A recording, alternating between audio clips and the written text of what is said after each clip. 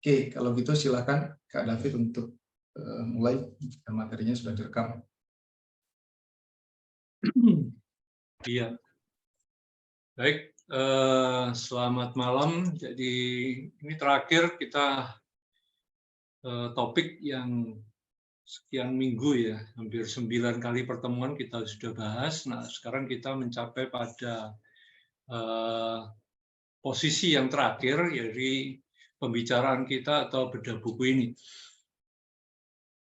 Sebenarnya kita bisa tarik garis ya, benang merah atau kesimpulan dari 9 kali pertemuan ini. Itu kalau kita mulai lihat dari awal, itu sebenarnya kita di pertemuan atau di bedah buku ini tujuannya cuma satu, untuk kita mulai menangkap persepsi atau kita bisa melihat satu gambar atau world view dari kerajaan Allah seperti apa. Jadi kalau beberapa waktu yang lalu mungkin pernah Ariel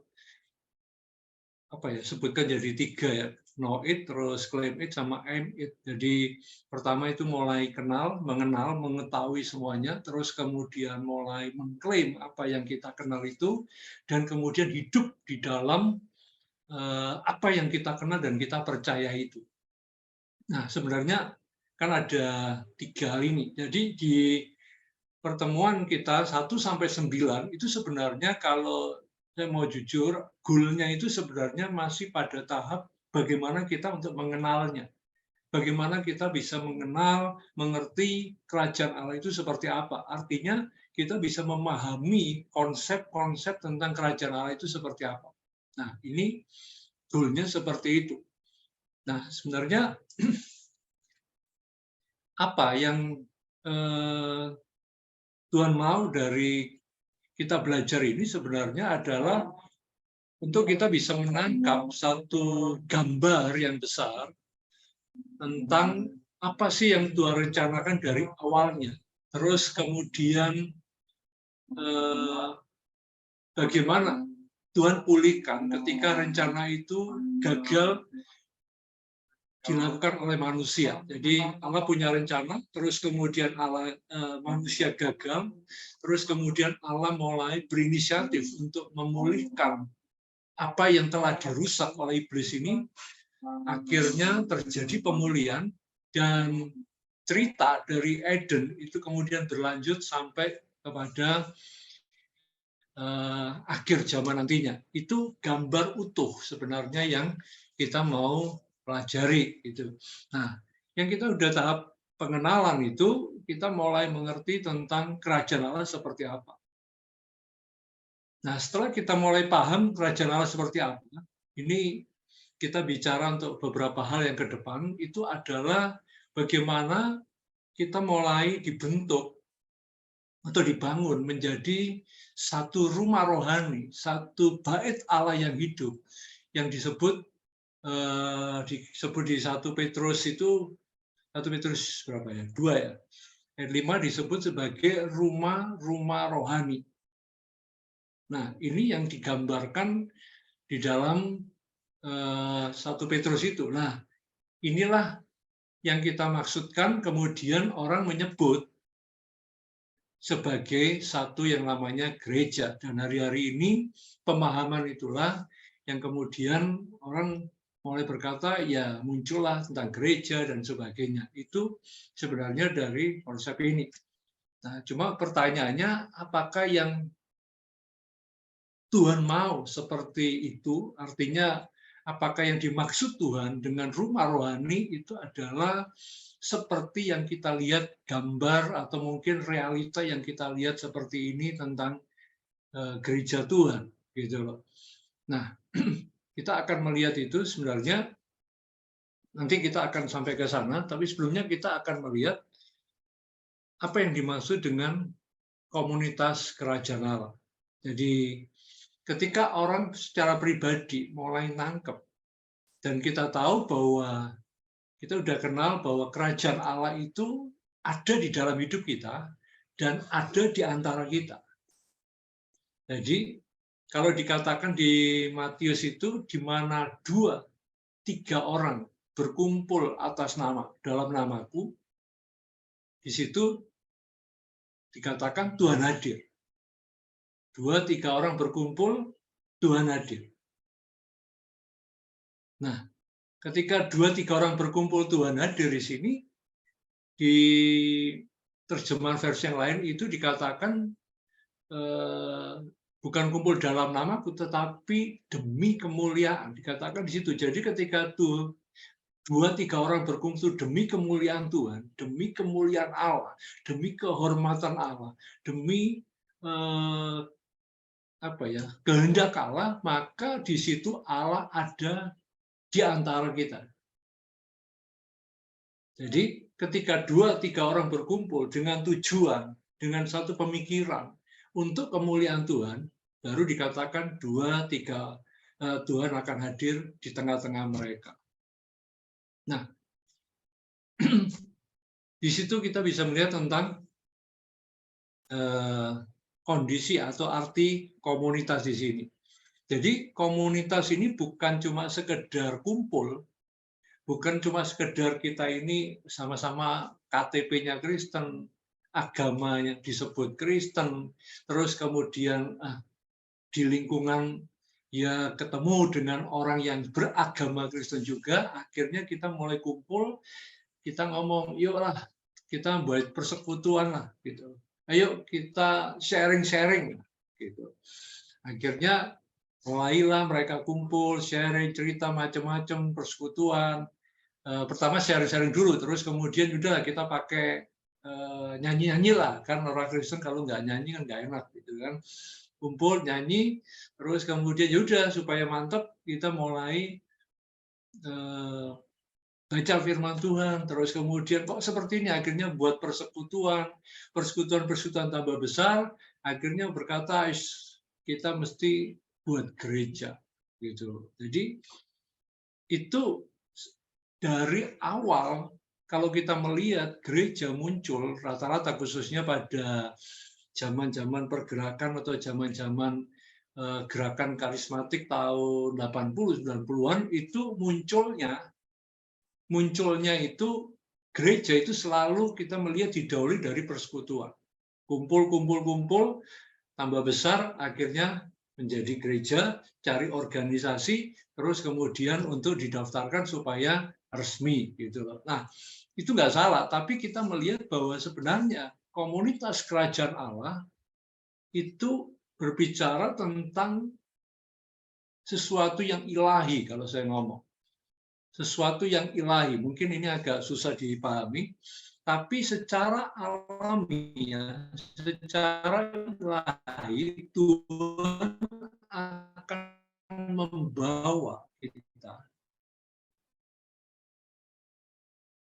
dalam pergaulan, dalam segala ketemu dengan karena kita share dan sebagainya, akhirnya kita mulai punya pemahaman, nangkep, loh kok sama ya, pemikirannya kok sama. Oh, seperti itu ya tentang Tuhan. Oh, tentang itu yang rencana Allah, tentang kerajaan Allah. Nah, ini yang mungkin secara perlahan tapi alamiah ini kemudian akhirnya mulai nyatu, klop, cocok, dan akhirnya mereka akan membentuk satu yang namanya komunitas ini. Jadi, komunitas kerajaan Allah, saya selalu katakan tidak dibentuk secara manusiawi, tetapi saya percaya itu akan terjadi secara ilahi. Tidak ada kebetulan, tidak ada sesuatu yang sifatnya dipaksakan, kumpul karena kita ini satu RT, karena kita ini satu wilayah, karena ini satu pekerjaan, satu sekolah, satu tempat kuliah, ya kita kumpul, kita buat persekutuan, kita mulai doa nyembah Tuhan. Nah, inilah dinamakan kerajaan Allah. Bukan. Itu cuma kumpulan orang-orang percaya, gitu loh. Nah, yang dimaksud komunitas di sini adalah yang mereka punya konsep, worldview, persepsi, mindset yang sama tentang kerajaan Allah. Seperti apa mindset itu? Kita udah belajar. Nah, inilah yang kita mulai kupas yang dari bab 1 sampai bab 7 itu, atau lebih tepatnya dari sampai bab 6 ya, sebenarnya itu upas itu tentang mindset, tentang perubahan pola pikir tentang kerajaan Allah. Yaitu kita pertama tahu kedaulatan dan pemerintahannya itu mau diwujudkan lewat manusia. Sejak dari manusia diciptakan, sejak di Taman Eden, Allah mau manusia menyatakan kedaulatan dan pemerintahan Allah di muka bumi ini. Sejak dari awal. Bukan waktu Tuhan Yesus mati atau mungkin dia datang ke dunia ini, terus kemudian mati dan dia bangkit dan dia mulai berkata, oh kuasa itu sekarang sudah ini dan kamu harus mulai membawa kerajaan Allah, kamu harus memberitakan kerajaan Allah. Itu bukan dimulai dari Tuhan Yesus, tetapi dari sejak awal di Eden, di Taman Eden, Allah sudah membuat rencana, Allah sudah menetapkan itu, Allah sudah merencanakan itu. Cuma cerita itu berhenti ketika manusia jatuh di dalam dosa, terus kemudian dilanjutkan kepada Tuhan Yesus, maka Tuhan Yesus disebut sebagai Adam kedua. Karena memang Allah tidak pernah mengubah rencana itu, yaitu kedaulatan dan pemerintahan Allah dinyatakan itu lewat manusia. Dan manusia itu adalah imam yang melayani sang raja. Artinya posisi manusia itu adalah melayani penuh, mengabdi penuh kepada sang raja, yaitu Allah sendiri.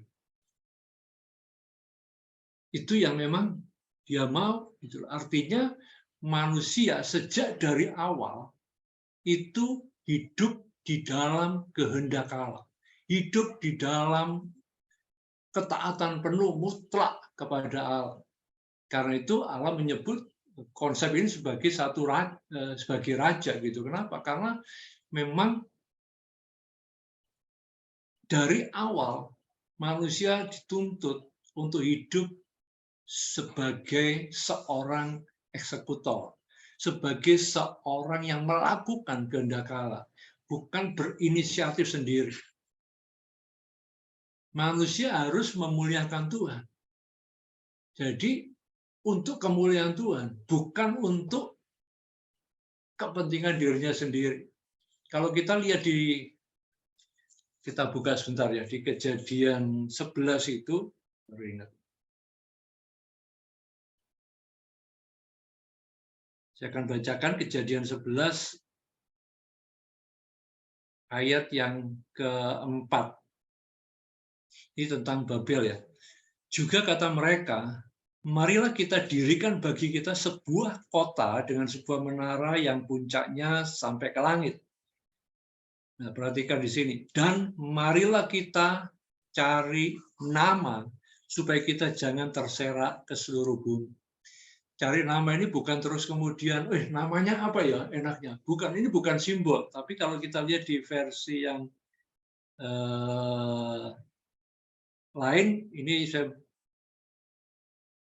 versi yang bahasa Indonesia sehari-hari ya, atau bahasa Indonesia masa kini atau bahasa Indonesia sehari-hari, ayat 4 dikatakan di sini. Kata mereka, mari kita mendirikan kota dengan sebuah menara yang puncaknya sampai ke langit, supaya kita termasyur dan tidak tercerai-berai di seluruh bumi. Jadi cari nama di sini bukan, namanya simbolnya apa ya enaknya, bukan, tapi dicari nama di sini untuk dirinya sendiri, untuk kehormatan, untuk kemasyuran diri mereka.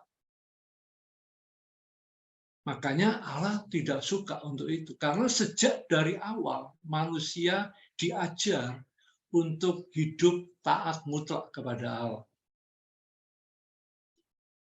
Makanya sampai Tuhan Yesus ngomong, anak itu mengatakan apa yang dia dengar dari Bapa dan melakukan apa yang dia lihat Bapa lakukan. Hidup total. Tuhan Yesus mengajarkan sebagai Adam kedua, sebagai pola yang sejak awal Tuhan mau. Tuhan Yesus menunjukkan itu. Dia taat sampai mati pun dia taat. Gitu. Dia tidak pernah untuk berinisiatif sendiri. Dia berkata harus mulai taat. Dan sampai dia ngomong setiap manusia tidak hidup dari roti, tapi hidup dari setiap firman yang keluar dari mulut Allah. Nah, inilah mindset yang berikutnya, yaitu bahwa hidup di dalam kehendak Allah, hidup dalam rencana Allah, hidup dari setiap firman yang keluar dari mulut Allah. Itu mindset ini yang tentang kerajaan. Yang ketiga adalah Allah mau. Ya ini sama juga, mandatnya Allah ini sampai ke depan atau nantinya dia mau bahwa dialah menjadi raja atas segala raja. Kalau kita lihat di Efesus 1 ayat 21,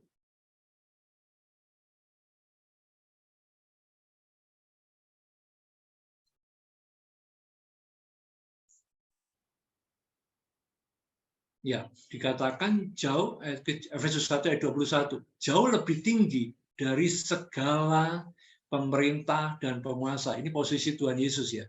Dan kekuasaan dan kerajaan yang tiap-tiap nama yang dapat disebut, bukan hanya di dunia ini saja, melainkan dunia yang akan datang.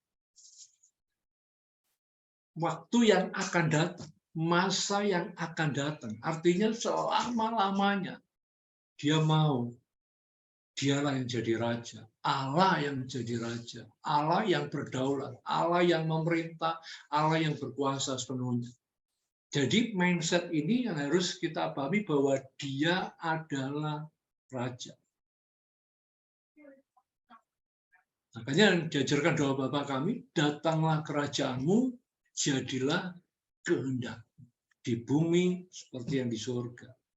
Dia mau itu yang berlaku. Kerajaan datang dan kehendak Allah, hanya kehendak Allah yang terjadi di bumi dan di surga. Artinya, ya betul-betul bahwa dia yang berdaulat, dia raja, dia Tuhan, dia memerintah, dia mengatur, dan sebagainya. Jadi tidak ada sedikit pun kehormatan yang bisa diambil dari perkara ini. Jadi Babel hancur. Karena apa? Mereka mau mencari nama, kemasyhuran buat mereka sendiri. Nah, orang-orang dengan punya konsep, mindset tentang kingdom seperti ini, bahwa semua untuk kerajaan Allah, maka ketika ketemu, mereka akan nyatu, klop. Mereka bisa ketemu, kok cocok ya, nyambung.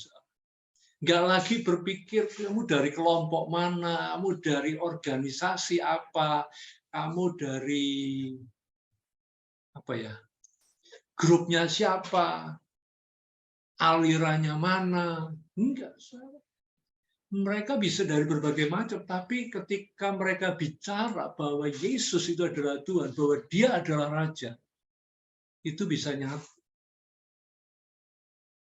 Jadi ketika ketemu, ketika macam-macam, buat apapun nantinya, mereka selalu berpikir Tuhan yang dimuliakan. Dia yang jadi Raja. Apapun, belajar taat, hidup dari setiap firman yang keluar dari mulut Allah. Jadi tidak melakukan semua menurut keinginannya sendiri, tapi bagaimana hidup menurut kehendak Allah. Nah, itu yang konsep mindset yang mestinya dipahami, yang mesti mulai dikuasai. Artinya hidup di dalam kebenaran, hidup dalam damai sejahtera, sukacita. Jadi itu yang sebenarnya sudah ada di Taman Eden. Gitu. Itu yang sebenarnya dari awal ada. Dan itulah yang kalau kita sudah mulai mengalami pemulihan dan hidup seperti itu, kita ketemu dengan orang seperti itu, kita akan nyatu, dan benar-benar akan membentuk satu komunitas. Dan komunitas kerajaan Allah, saya mau katakan, inilah gereja yang sesungguhnya. Itu realita gereja seperti itu. Jadi ketika mereka 2-3 sepakat meminta apapun, maka itu akan terjadi. Karena apa? permintaannya sama. Untuk apa? Kemuliaan Tuhan. Tapi 2-3 orang berkumpul, mintanya apa? Wah, minta ini, minta itu, tapi bukan untuk kemuliaan Tuhan. Ya nggak mungkin terjadi.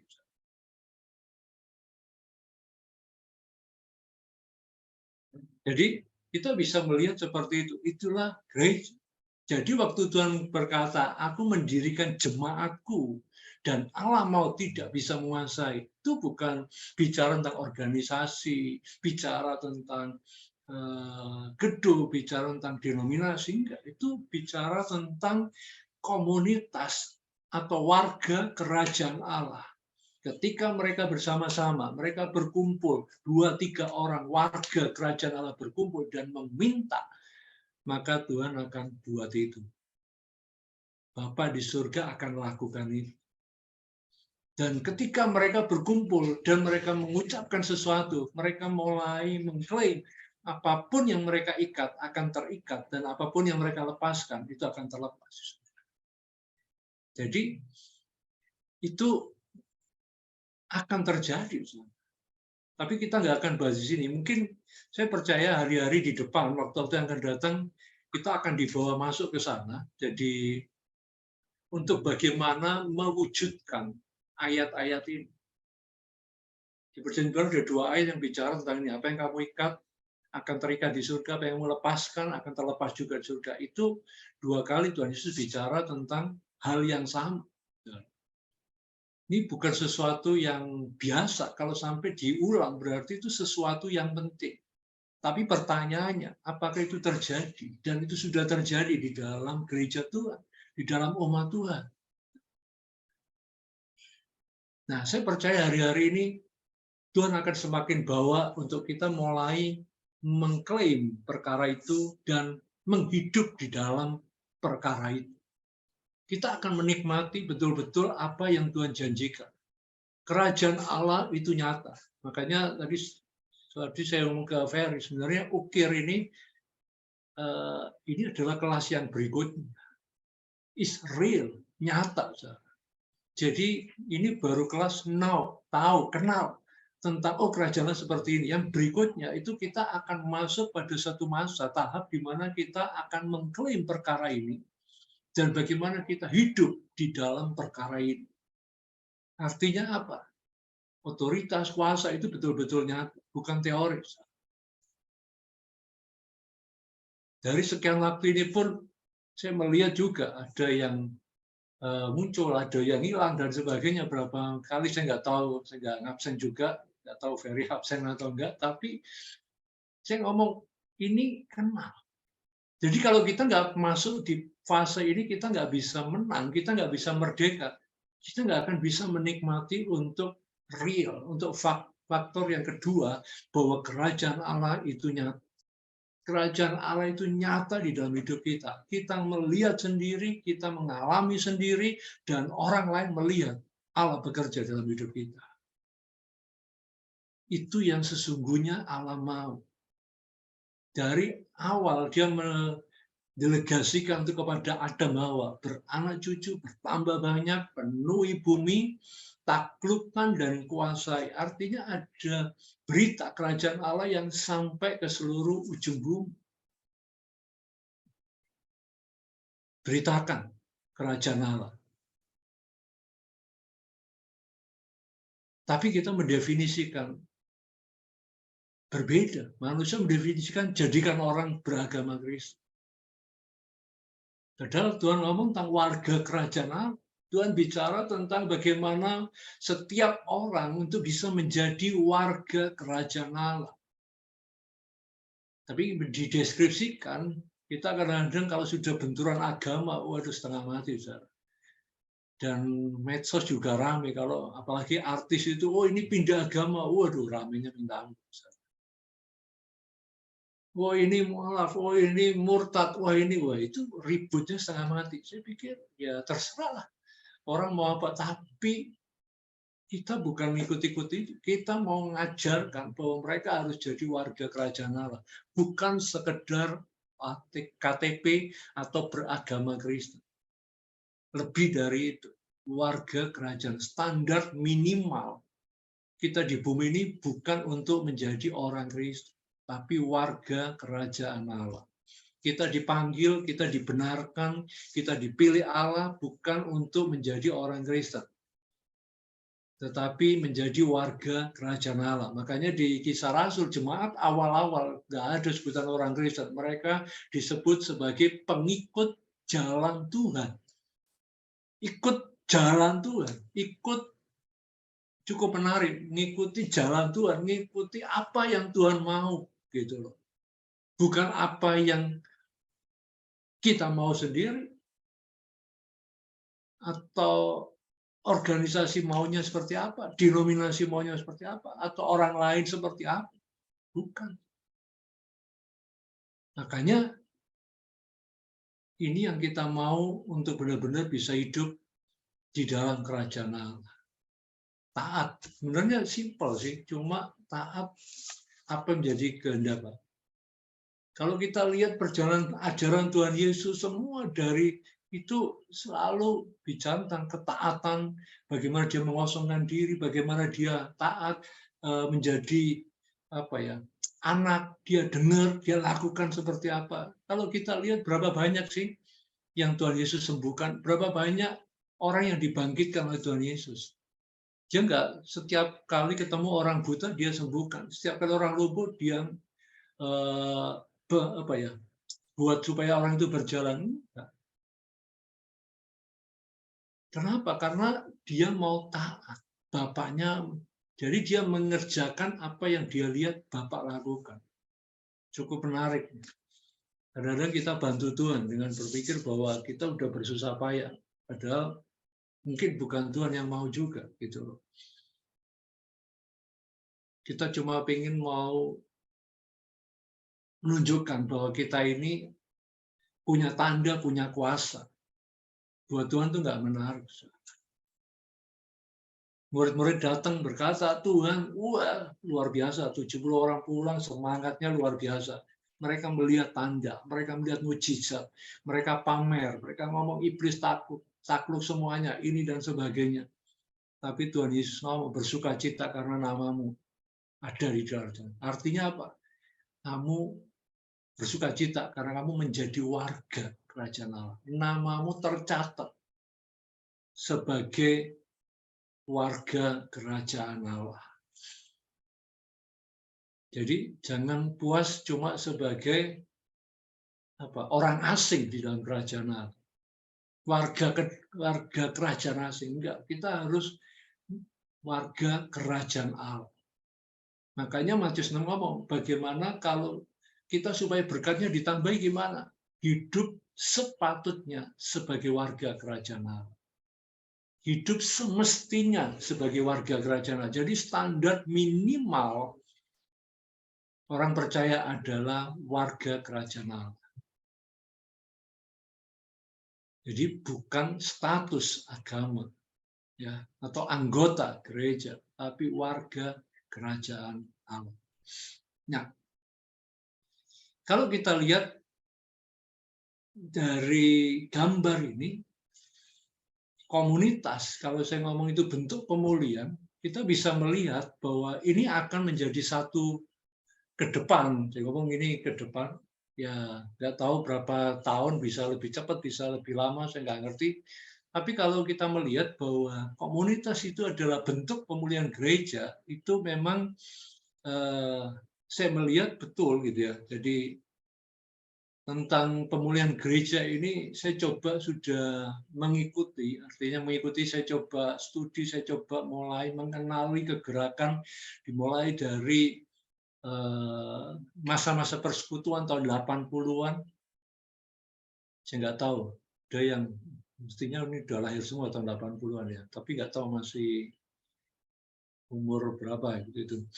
Tapi tahun 80-an ketika masa-masa persekutuan, masa-masa kebangunan rohani, masa-masa gerakan karismatik masuk ke Indonesia, saya nggak cerita di luar negeri, di Indonesia, itu kita bisa melihat bahwa tanda-tanda sesuatu yang besar itu terjadi. Dan saya melihat pergerakan itu. Akhirnya persekutuan masuklah menjadi gereja lokal. mulai muncul di mana-mana, gereja-gereja baru dengan nama-nama yang yang baru, yang aneh, yang unik tuh mulai bermunculan semua. Itu lahirnya dari mana? Yaitu dari zaman masa persekutuan doa, gitu loh. Nah, itu saya mulai mengikuti pergerakan terus sampai terus ada masuk ke gereja rumah, dan saya melihat satu pola yang jelas. Dan sebenarnya Tuhan nggak pernah berhenti pada satu masa, dia tidak pernah berhenti pada satu kondisi atau titik yang dikatakan bahwa, oh inilah yang sempurna. Enggak. Tetapi dia bergerak, dan terus dia bergerak untuk menyempurnakan ini. Nah, kita bisa melihat dari masa, mungkin di buku itu jelaskan juga, mungkin saya singgung sedikit ya tentang gerak pola yang ada di dalam perkembangan teknologi.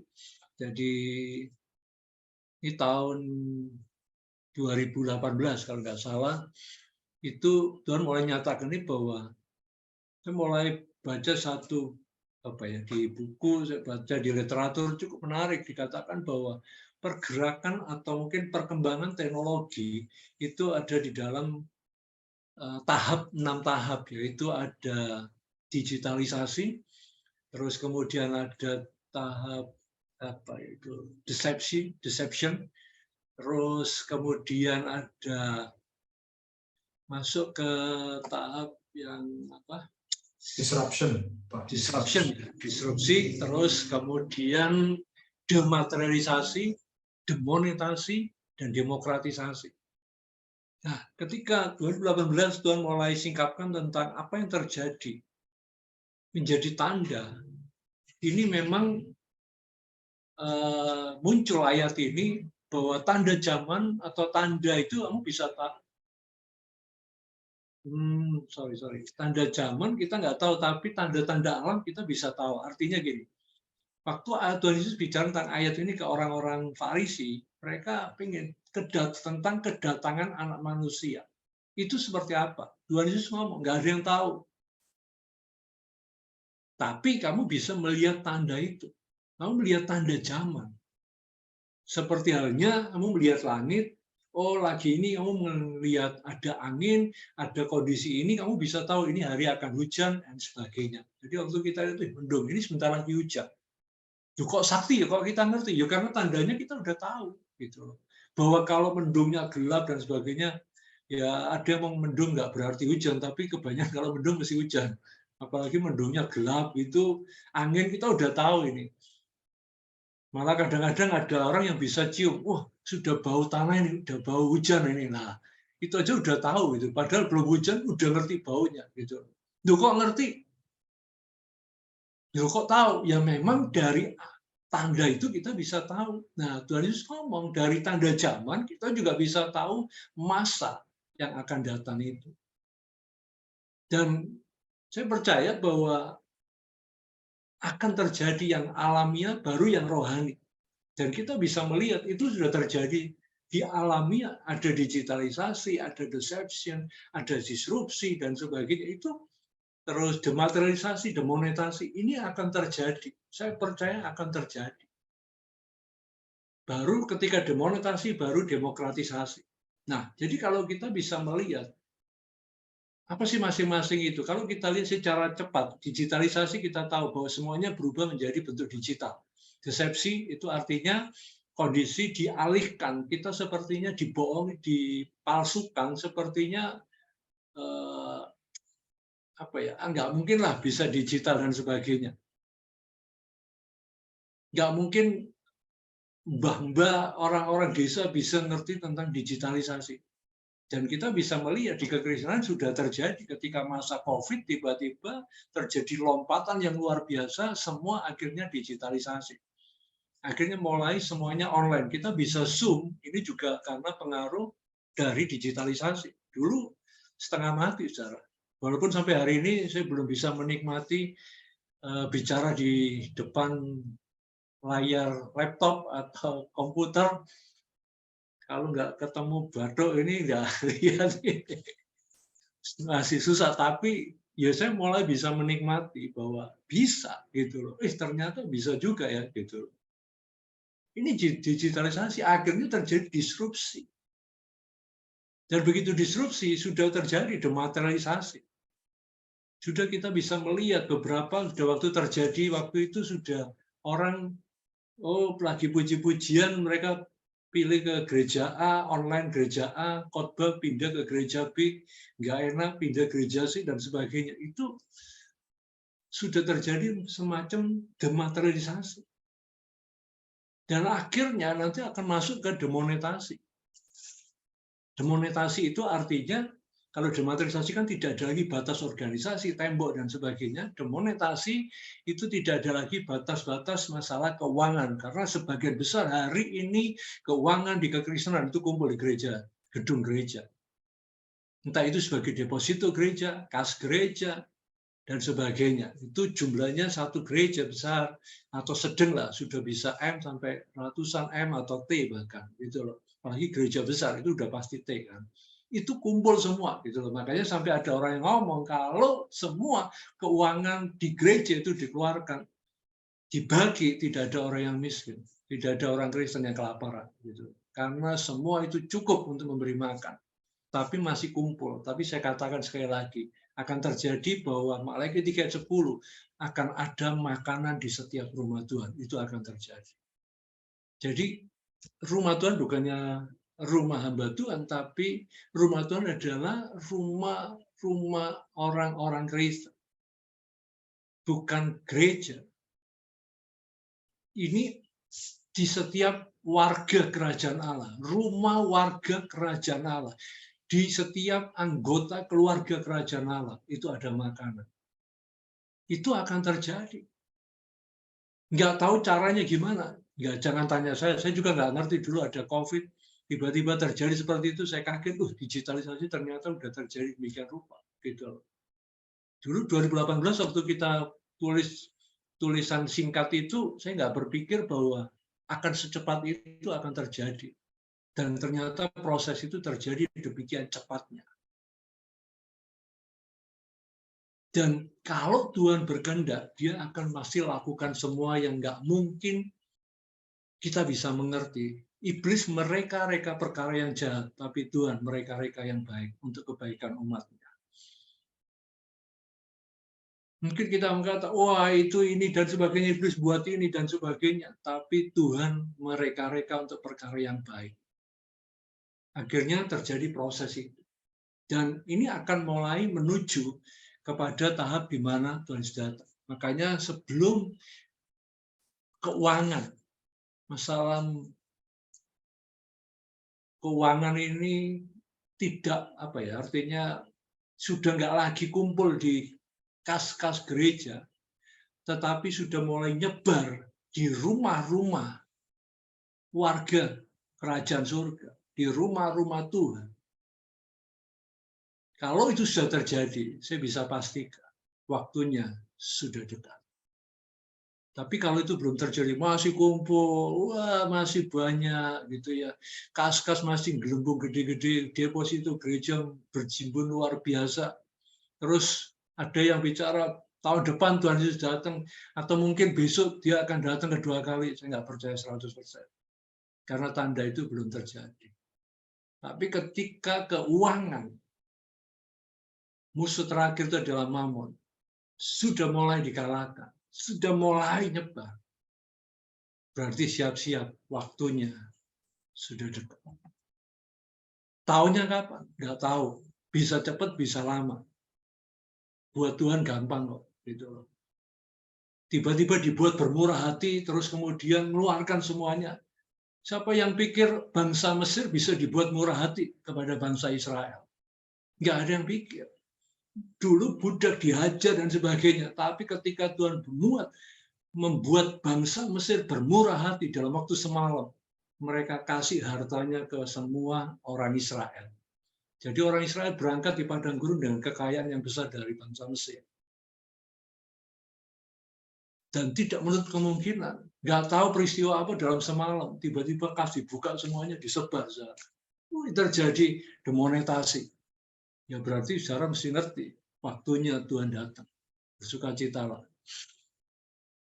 Jadi itu ya, itu gambar, dan kita bisa melihat bahwa itu sangat mungkin kalau hidup di dalam komunitas.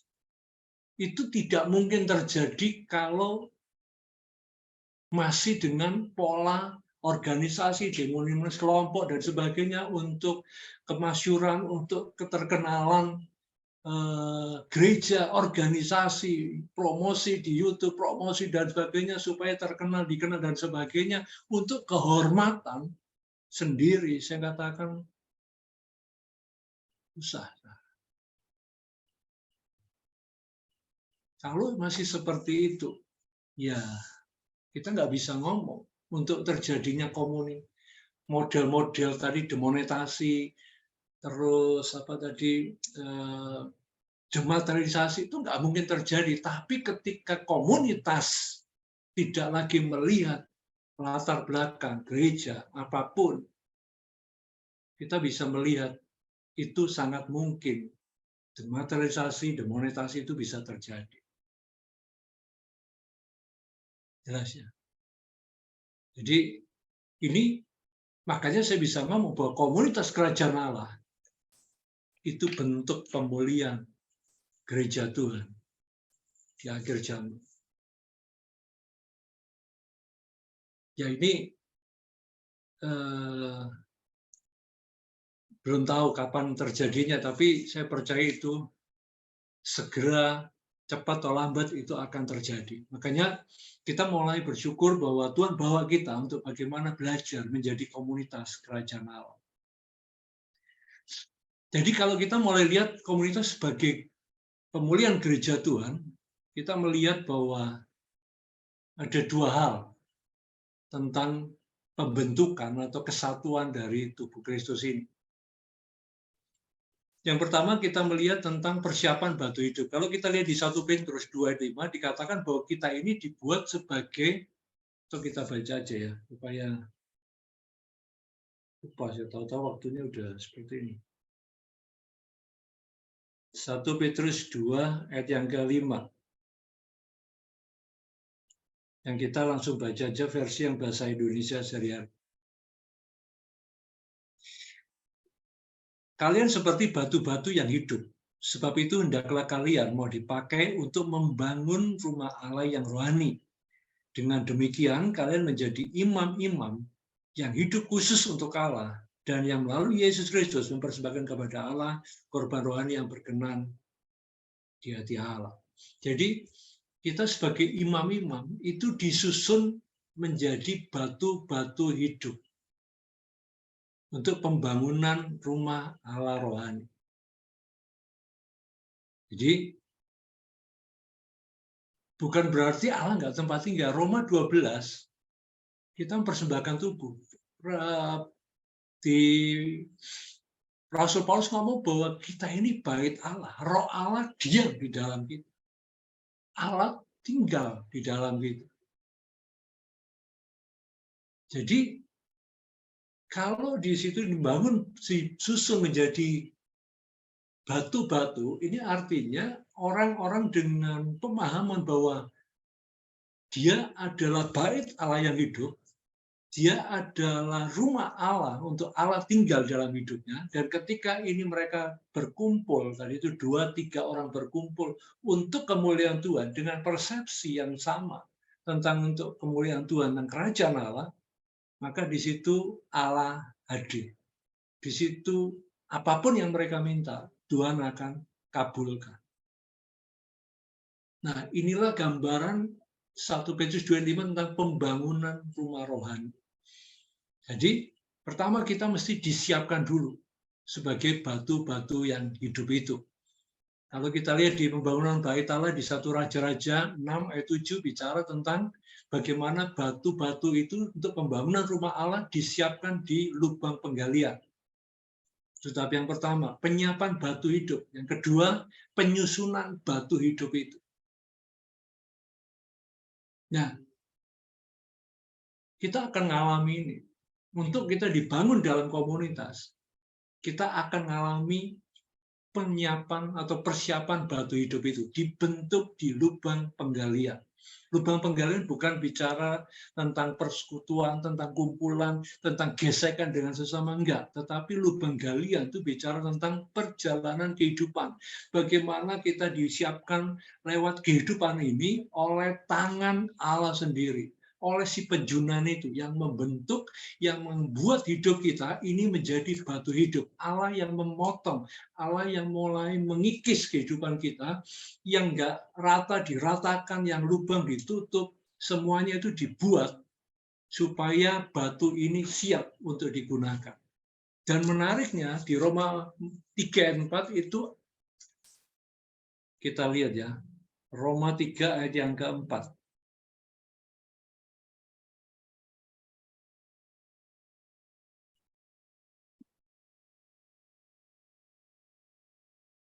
Kok Roma 3:4 ya? Kalau perancang itu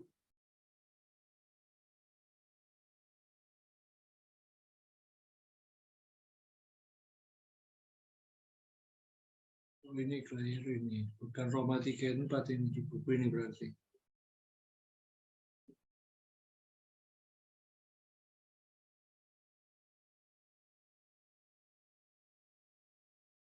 Nanti saya cek lagi nih. Roma 13 itu keliru itu berarti. Jadi nanti saya cari, tapi ayat itu ngomong gini, bahwa Allah itu Allah sendiri adalah sebagai ahli bangunan itu. Dia yang merancang, dia yang membangun itu. Jadi ahli bangunan itu adalah Allah sendiri. Nanti bisa dicek aja, dicari di search gitu ya, bahwa Allah itu sebagai ahli bangunan. Di buku itu disebut Roma 3:4. Jadi mungkin itu nggak pas, ini Roma 13 atau apa itu. Mungkin ada yang kurang. Tapi disebutkan bahwa Allah itulah sebagai ahli bangunan. Ibrani 3 ayat 4. Oh, Ibrani ya? Biru berarti itu. Mungkin diralat, kita baca aja ya. Ibrani 3 ayat yang keempat.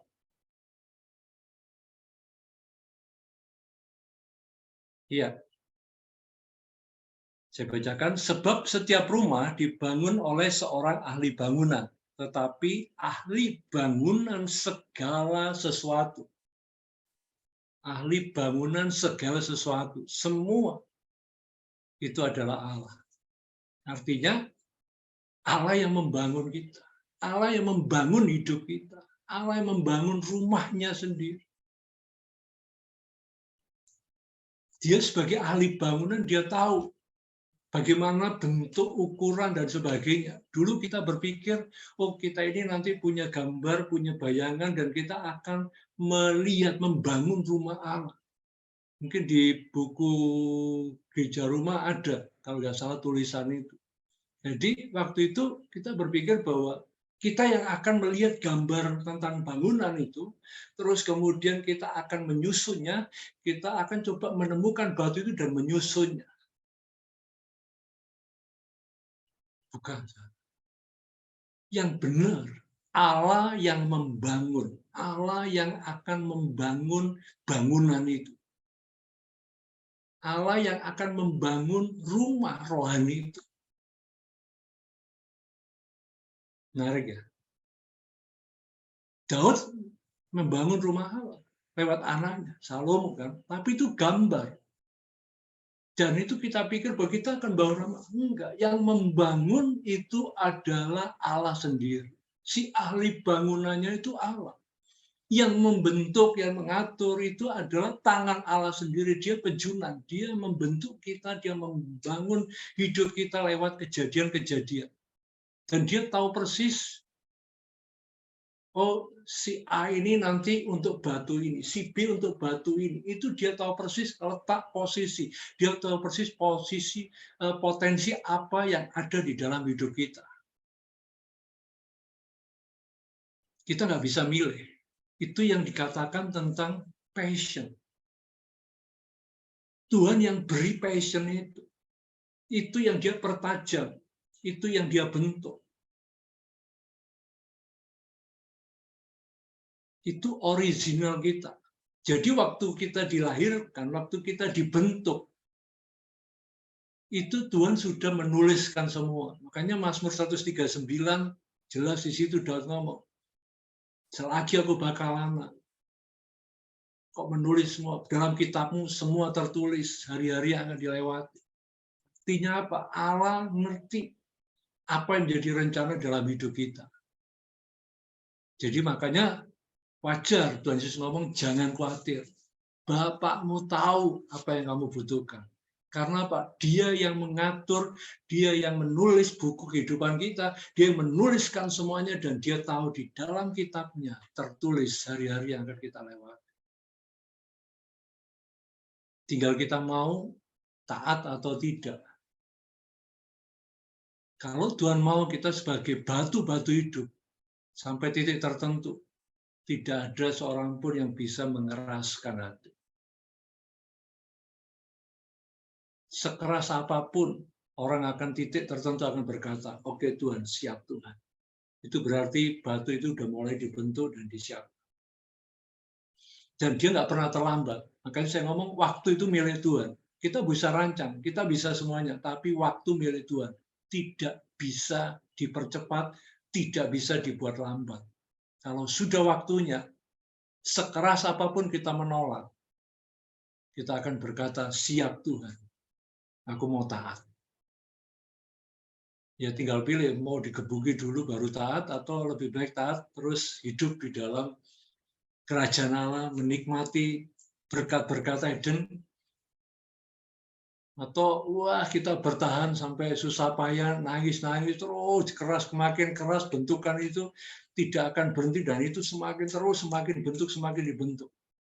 Sampai kita berkata, ya baru siap, baru Tuhan pakai itu untuk pembangunan rumah rohani. Jadi itu Allah sendiri.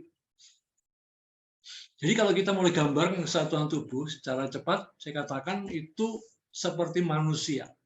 Kalau dulu pelajaran IPA, kita tahu bahwa manusia itu bagian terkecil dari manusia adalah sel. Sel akan kumpul yang sejenis, sel sejenis kumpul membentuk satu jaringan. Jaringan bersama-sama berkumpul akan membentuk satu organ. Dan organ berkumpul membentuk satu sistem organ, dan sistem organ itu menjadi satu tubuh manusia. Dan satu yang kita tahu, kepalanya itu adalah Tuhan Yesus. Tidak ada, oh kan Paulus ngomong, ada yang tangan, ada yang kaki, kuping, dan macam-macam. Tidak ada, kalau ngomong yang kepala, nggak ada. Kepalanya itu tetap Tuhan Yesus. Dan kalau kita mau jujur, semua perintah itu dari kepala, dari otak. Kehendak apapun yang dilakukan tangan, itu selalu datangnya perintahnya dari otak. Dan belum pernah ada di dalam tubuh kita, ada organ yang mewakili otak. Saya ingin tahu, ada nggak manusia atau dari kalian yang mempunyai organ yang kalau otaknya merintah itu harus lewat satu organ tertentu ini, khusus ini, baru kemudian nyampe semuanya. Tapi kalau sesuatu, contoh, kita misal dihadapkan makanan, dan ketika kita mau makan, itu otomatis otak akan memberi satu perintah, satu sinyal, ini ada makanan, dimakan, tangan tiba-tiba bergerak, artinya sudah otomatis bergerak, sendok, kemudian masukkan mulut, mulut mengunyah, dan kemudian menelan. Itu semuanya otomatis dan teratur. Tidak ada satu organ lain yang mengaturnya. Dan itu selalu perintah, itu serentak. Refleks. Begitu tangan ini mulai menyendok nasi, kemudian masukkan, mulut tiba-tiba ada perintah buka mulut. Bayangkan kalau mulutnya nggak dapat perintah untuk buka. Bisa masuk nggak makanan? Nggak bisa. Artinya apa? Kepala itulah yang ngatur semuanya. Jadi dari awal Tuhan mulai gambarkan itu loh tentang kesatuan tubuh. Jadi sel-sel orang yang dengan persepsi, dengan mindset yang benar tentang kerajaan Allah, mereka imam-imam, mereka akan bertemu, mereka ini akan membentuk satu jaring. Jaringan-jaringan akan organ. Organ itu bicara tentang fungsi, fungsional. Jadi ini bukan organisasi, bukan struktur. Jadi kita nggak membentuk satu kelompok atau organisasi. Oh nanti ada pusat, ada ini dan sebagainya. Enggak. Tapi kita tahu ketika otak memerintahkan sesuatu, maka secara refleks otomatis tangan dapat perintah, mulut dapat perintah, semuanya dapat perintah yang sama tentang makanan itu. Baru kemudian disatukan, tangan bergerak, mulut buka, mengunyah, telan, terjadi proses itu. Tidak ada yang mewakili, tidak bisa tangan mewakili mulut. Tangan beri perintah, kebuki dulu mulutnya, buka, digebuki, baru kemudian mulutnya buka. Nggak ada. Otomatis, semua refleks, semua otomatis terjadi. Karena apa? Perintahnya cuma satu. Tapi di gereja Tuhan hari-hari ini, ada orang-orang yang mewakili Tuhan untuk berbicara kepada anggota tubuh Kristus. Tuhan berbicara, tapi anggota yang lainnya nggak ngerti. Makanya mesti harus digebuki dulu, baru kemudian mulutnya buka. Gitu. Tapi sebenarnya kalau kita hidup di dalam kerajaan Allah, kita ngerti bahwa Dia adalah kepala, maka otomatis itu akan terjadi alamiah.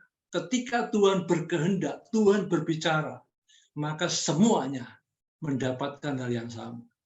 Makanya saya katakan, komunitas kerajaan Allah itu ilahi. Itu tidak dibuat dipaksakan manusia, tapi ilahi. Allah yang akan mempertemukan, Allah yang akan menyatukan, Allah yang membentuk satu jaringan, Allah yang akan membentuk satu organ, sistem organ, dan akhirnya tubuh. Gimana caranya? Kita akan lihat, itu pasti terjadi. Nggak usah dipikir, dilewati, dikerjakan, taat pada kehendak Tuhan. Nanti kita akan melihat kesatuan tubuh Kristus seperti apa. Jadi kesatuan tubuh Kristus bukan persatuan hamba-hamba Tuhan atau organisasi-organisasi gereja. Enggak. Kesatuan tubuh Kristus itu tentang pembangunan bait Allah, rumah Allah rohani.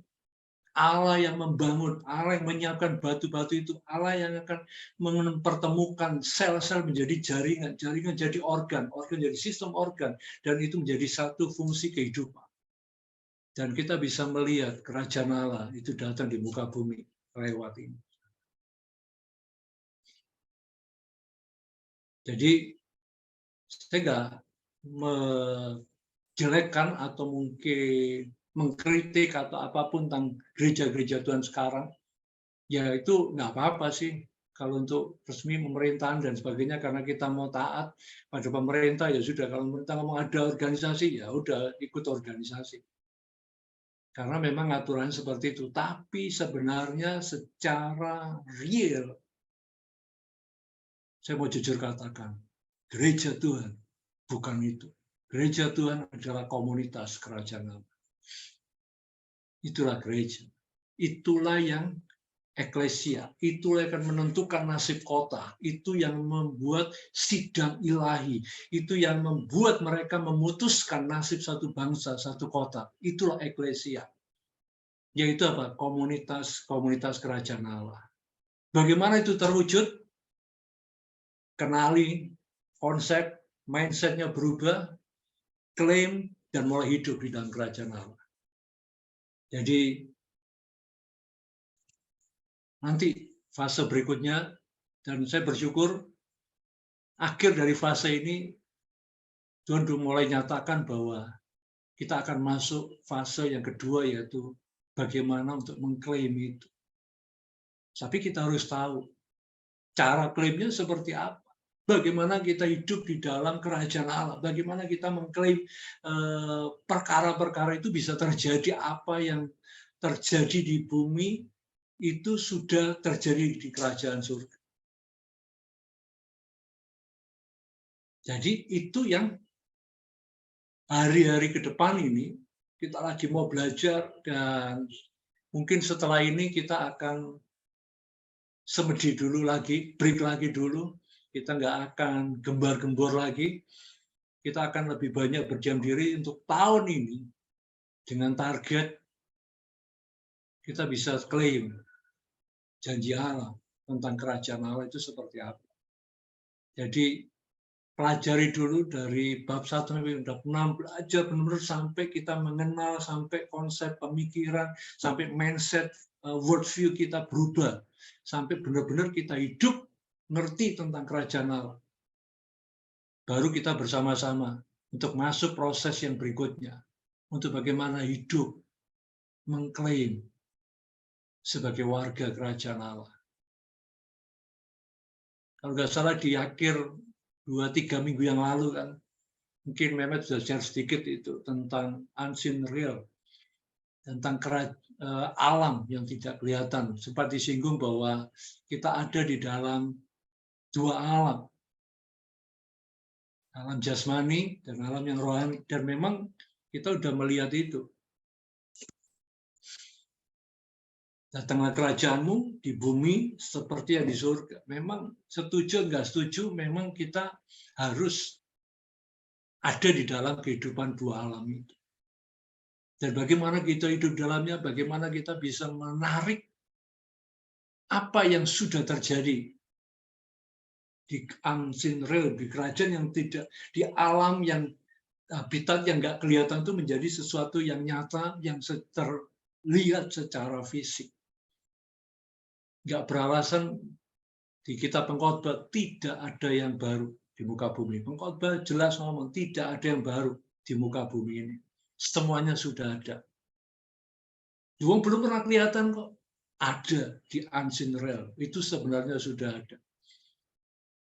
Jadi selamat buat mereka yang mungkin sudah bisa masuk ke fase ini. Kita akan bersama-sama untuk belajar, kita bersama-sama untuk melihat. Dan sekali lagi, kepala kita Tuhan Yesus.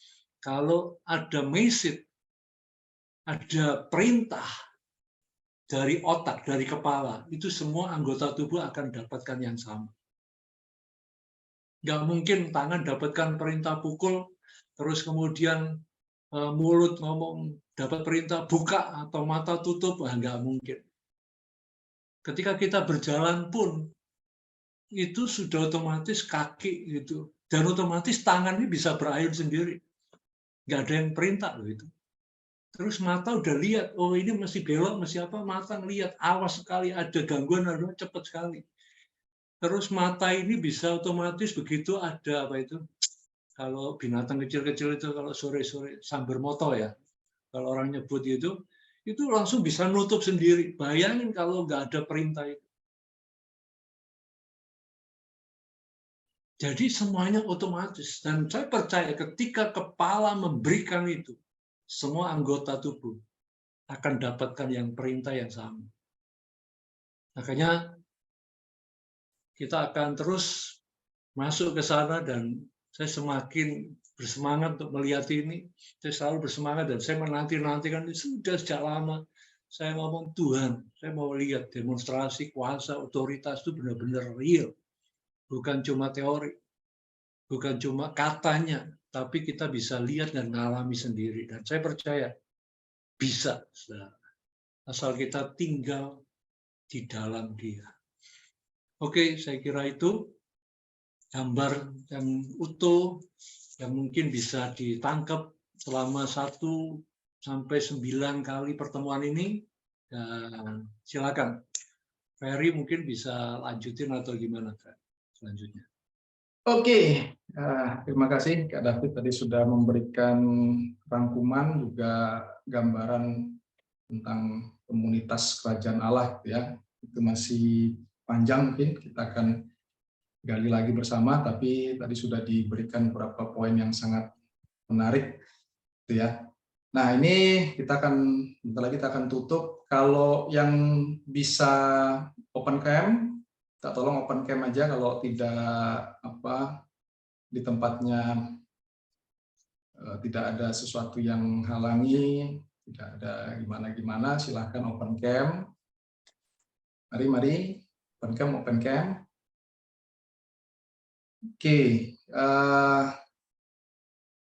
10 menit ke depan saya memberi kesempatan buat para peserta siapapun itu bisa memberikan ini aja komen yang bebas aja, pesan-pesan atau apapun saran atau apapun lah gitu. Jadi silakan sebelum nanti saya memberikan beberapa catatan dan pengumuman.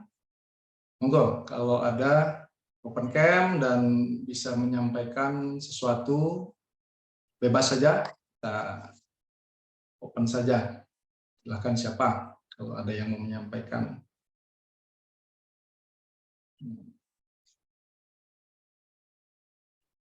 Ada, silakan. Yang lain pada nggak open cam ini? Ini pada lalu silakan open cam, open cam. Woi, Mas Juli, Mas Mehmet sedang di mana itu?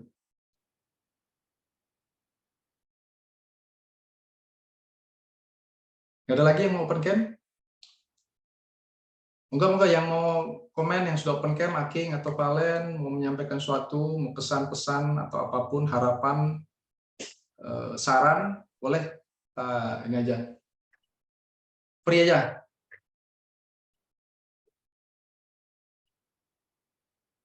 Yo. Monggo. Oh, Valen, silakan Valen.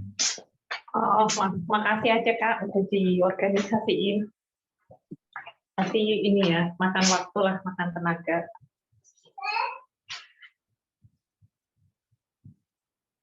Gitu. Ditunggu ininya lanjutannya. Oke, siap. Terima kasih Valen sudah memberikan komentar jauh-jauh dari Jerman.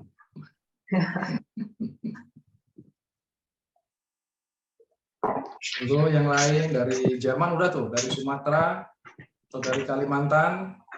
Bahkan kalau ada apapun yang mau disampaikan dari Jakarta, Kerawang, Jogja, Surabaya.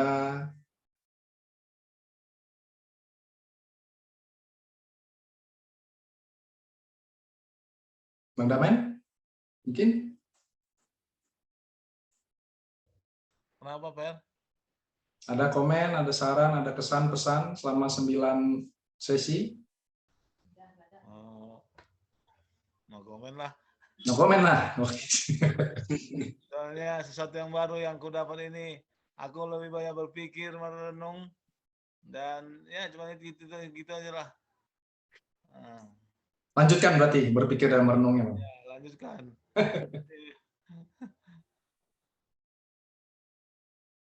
Aking, udah open cam aja lah. Kasih kesempatan. Ya mungkin sama kayak Kak Damen ya. Yang masukannya mungkin kapan gitu enaknya kayaknya bisa ketemu aja ya, tetap buka gitu. Oh, iya. Kopi darat kita ya. Iyalah, biar ngobrolnya lebih enak lah. Ya mantap, betul tuh, King. Aking.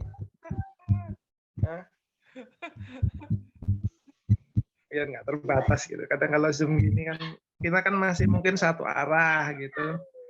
Ya cuman kadang diskusi, kadang kalau ketemu tuh bisa lebih ini sih. Nyambung gitu ya. Lebih nyampe itu pesannya. Lebih nyambung cepat. Kan COVID-nya udah hampir nggak tahu ya. Sudah lumayan lah, udah nggak ini ya. Udah selesai lah. Bebas kita nggak usah masker-maskeran. Total lagi endemi kan, endemi. Itu aja sih. Thank you Aking.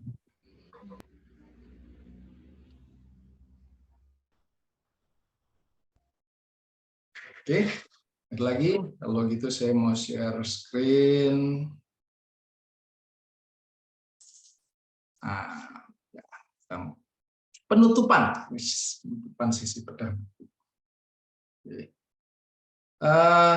Ada beberapa catatan, nanti boleh ditambahkan, misalnya Kak David, Mas Mehmet, Koko atau Bang Oluan, nanti dari catatan saya ini silahkan nanti ditambahkan. Oke, yang pertama, ya buat kami mungkin ya, mewakili semua yang terlibat dalam penulisan buku gitu, ini sebuah journey yang sangat spesial dari tahun lalu ya. 6 bulan lebih lah mungkin kita berdiskusi, kita research, kita berdoa, kita gali baca firman, kita kepentok juga sana sini, jalan sana kok kayaknya bukan, sana salah, segala macam gitu ya. Ini sebuah journey yang sangat menarik dan yang pasti belum selesai. Itu jadi apa yang sudah dituliskan tadi Kak David juga sudah singgung, itu baru sangat awal gitu ya. Apakah sudah komplit? Belum, gitu ya. Kita tidak akan bilang Jumawa ini sudah semuanya sudah komplit, tidaklah. Ini sebuah perjalanan yang Tuhan bawa untuk ya baru berjalan gitu ya. Kita baru belajar tentang worldview-nya, untuk kita belajar bagaimana mewujudkannya segala macam. Jadi ya ini sebuah journey yang sangat menarik tahun lalu, dan kayaknya tahun ini akan lanjut gitu. Jadi harapannya buat semua peserta yang sudah setia sampai akhir sesi terakhir ini bisa menangkap isinya. Kalau diperas dalam 2 kata ya itu kingdom worldview, itu sebenarnya yang mau disampaikan dari buku ini gitu. Tadi Pak David juga sudah sampaikan menyinggung ini, apa yang perlu kita tangkap gitu kan untuk langkah-langkah ke depannya. Jadi harapannya sekali lagi yang masih kayak Bang Damian tadi bilang, masih merenungkan, masih berpikir, berharap semua peserta bisa tangkap isinya, dan yang penting adalah kita bisa hidup dalamnya gitu ya. Kemudian tadi juga sudah disinggung oleh Kak David, ketika kita berjalan, kita sedang sesi keberapa kemarin ya, 6 apa 7, ada pintu lain yang Tuhan sudah buka, ada path, ada jalur atau ada rute yang Tuhan sepertinya sudah buka ke depan gitu. Sudah disinggung kemarin tentang unseen realm, dunia atau realita yang tidak kita lihat, dunia roh atau dunia spiritual gitu. Tentu saja kalau unseen realm ini sebenarnya kita bukan hal yang aneh, bukan? Ini kita semua sudah tahu, kita sudah mengalami. Tapi Tuhan bawa ini ketika sudah kita menangkap basicnya tentang kingdom ini. Nah, sekarang Tuhan buka ini, pintu ini. Jadi ini langkah yang akan perjalanan berikutnya, jadi paralel gitu ya. Paralel. Nah, kita coba belajar, kita minta pemahaman, kewahyuan Tuhan tentang unseen realm ini. Karena kita hidup di 2 alam, tadi sudah disinggung juga sama Kak David. Jadi kita tidak hanya melihat dunia yang manusia, yang kelihatan saja, tapi ada sebuah dunia yang ya tempat tempat tinggal Tuhan di situ, gitu kan, di unseen realm itu. Dan ini adalah 2 dunia yang paralel yang kita harus pahami, karena ini sebenarnya yang terjadi di Eden. Di Eden itu 2 dunia ini menyatu dan sangat indah sekali di situ. Jadi itu suatu yang kita akan, bayangan saya kita akan menggali Eden gitu ya, tentang Eden seperti apa, karena masa depan kita itu adalah Eden juga gitu. Dimulai dengan taman di Eden, akan diakhiri dengan Yerusalem baru. Itu sebenarnya gambaran dari Eden juga. Jadi ini pintu atau jalur yang Tuhan sudah buka, ya, Tuhan sudah kasih trailernya gitu, dan kita akan kami undang juga untuk semua bisa ikut berjalan di rute ini, di path ini. Gitu. Kemudian mengenai survei, terima kasih buat teman-teman yang sudah memberikan masukan. Ada beberapa yang saya sudah lihat dari mengenai materi, mengenai apa yang sudah yang sudah diklaim atau yang sudah di-aim. Itu kami terima kasih sekali. Nah, ini akan menjadi masukan buat batch-batch berikutnya gitu ya, agar menjadi lebih baik. Oke. Dari catatan ini mungkin ada yang mau menambahkan sebelum saya masuk ke pengumuman-pengumuman, mungkin Kak David, Mas Mehmet, Koko atau Bang Elwan, kalau mau menambahkan dari beberapa catatan saya. Cukup? Oke. Cukup, Fer. Oke, kalau gitu ada beberapa pengumuman. Yang pertama, WAG WhatsApp Group Ukir Batch 1 tidak akan dihapus. Ya, jadi biar tapi kalau memang ada yang ingin live silahkan aja. Jadi ini karena sudah selesai sesinya. Kalau mau live silahkan. Saya tidak akan delete, tidak akan usir gitu ya. Kecuali memang semuanya sudah live, ternyata tinggal berenam aja ya. Mau nggak mau kita akan tutup grupnya gitu. Tapi kalau masih ada yang ingin kita bergabung situ juga, oke, jadi tidak akan saya hapus. WAG ini akan dipakai untuk pengumuman atau komunikasi untuk event-event berikutnya. Maksudnya apa? Dari sini, setelah ini,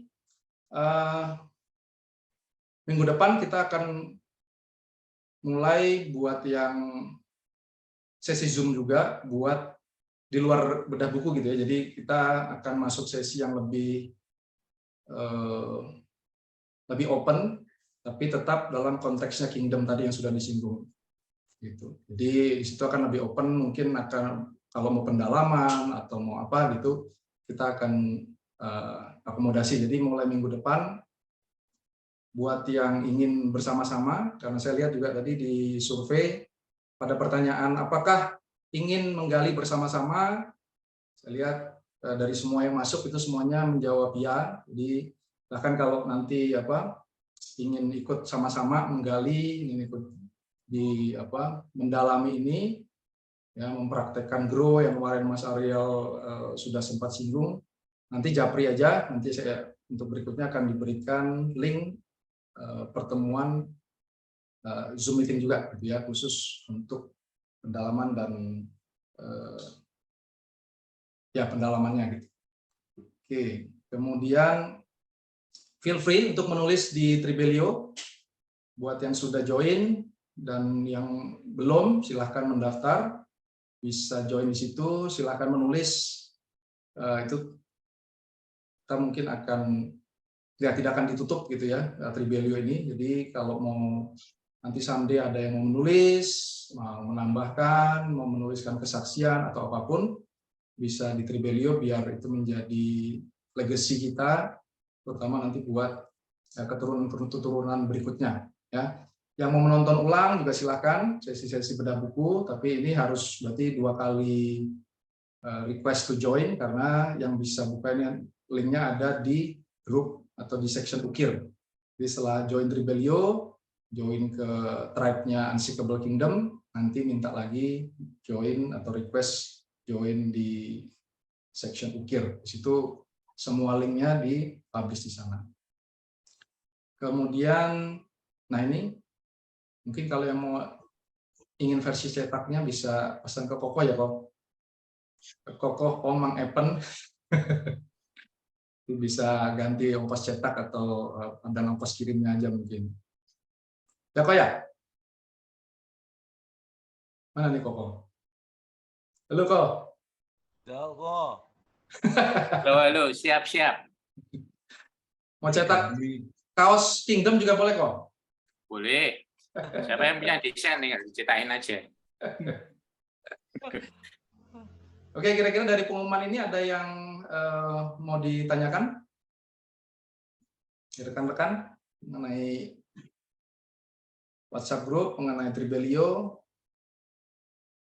mengenai pertemuan-pertemuan berikutnya. Tadi saya itu ya, kalau yang ini nanti bisa japri ke saya. Nanti saya bisa untuk yang buat minggu depan saya akan kasih linknya. Itu ya.